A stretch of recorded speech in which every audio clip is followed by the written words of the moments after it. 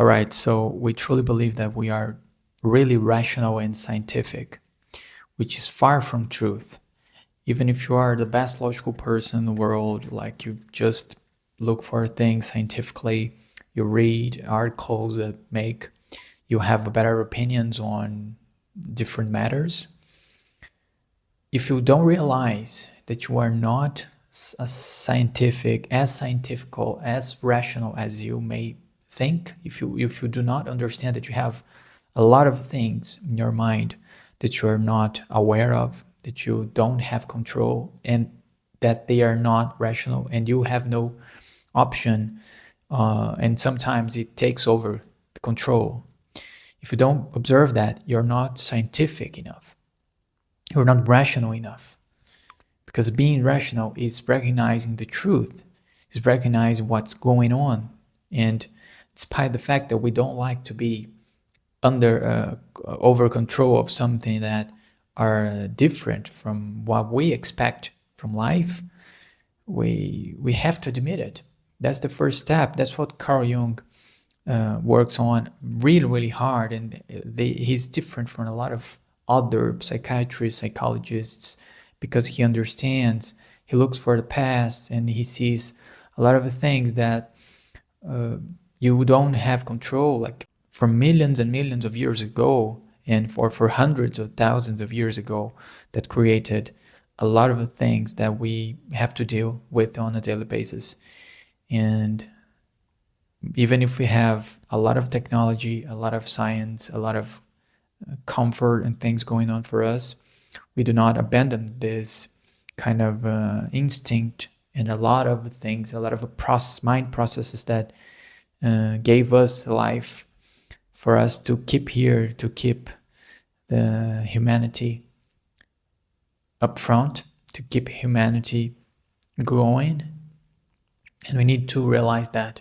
Okay, so what are those? We have a lot of things going on, but the most important things that I've seen in society is a lot of people talk like he or she are absolutely right.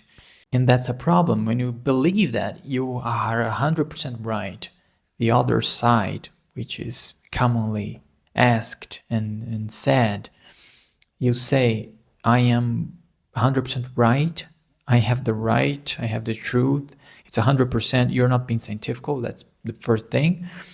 And when you are talking psychologically, we have a lot of things that are not objective.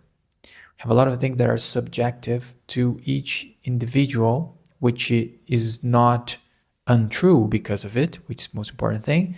And we have a lot of process that is just not about causation. It's about the final aspect. It's trying to tell you something. It's trying to go to some direction. So I will take an example.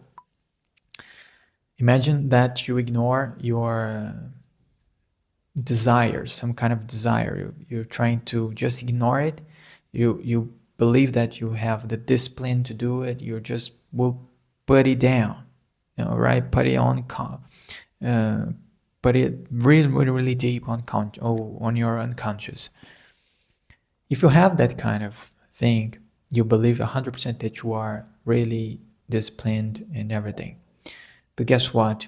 Somehow, some things happen, and you get like a lot of stress. Like you get really irritated because someone doesn't turn off the light, turn off the computer, or someone on a car like is being a jerk, and you lose control over yourself, and then you become like an animal. Sometimes you yell at that person, sometimes you confront it, you fight with that person, and then you don't know what happened. Like, I'm 100% rational and disciplined, and sometimes you don't stand anyone.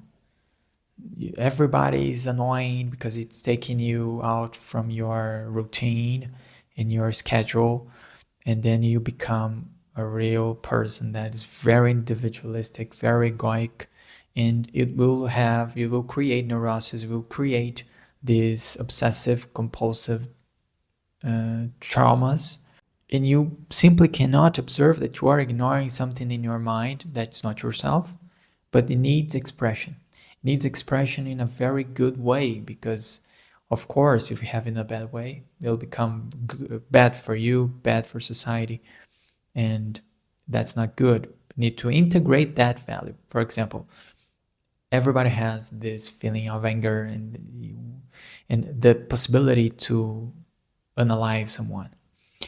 And if you have to admit it, that you have that inside yourself, that's the first step. When you don't admit it, guess what? You look for the other person that you don't like, and you will see on them all these things that you cannot understand in yourself. So it's like the outward world is just a projection of yourself that you don't understand. And then you're looking for that person saying, he's a terrible person. Just want to, he's very violent. He wanted us all to be gone. And what you don't realize most times, and it can be true, right? It can be true, but it's true as well that you believe that you are the most intelligent and smart and perfect person in the world. You don't look for yourself, and then you act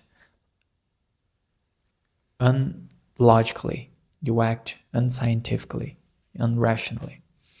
That's bad, because you are just cheating on yourself. You're not being the best you can.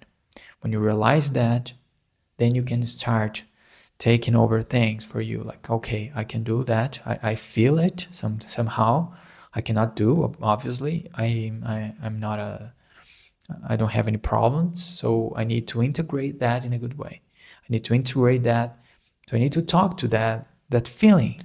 So that's what magic can begin. It's like when you have the active imagination of talking with these symbols inside your mind, integrate them, you'll be a whole person. You'll be an integrated person, and will not project anymore these kind of things.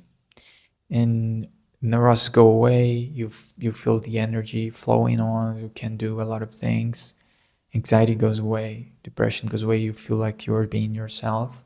You can admit that you are not a perfect person, and you start breaking these morals that we have in the world that make us like robots. And guess what? We're gonna lose that battle. And that's all I have to say in this video. Hope you like it. Consider subscribing, and see you next time.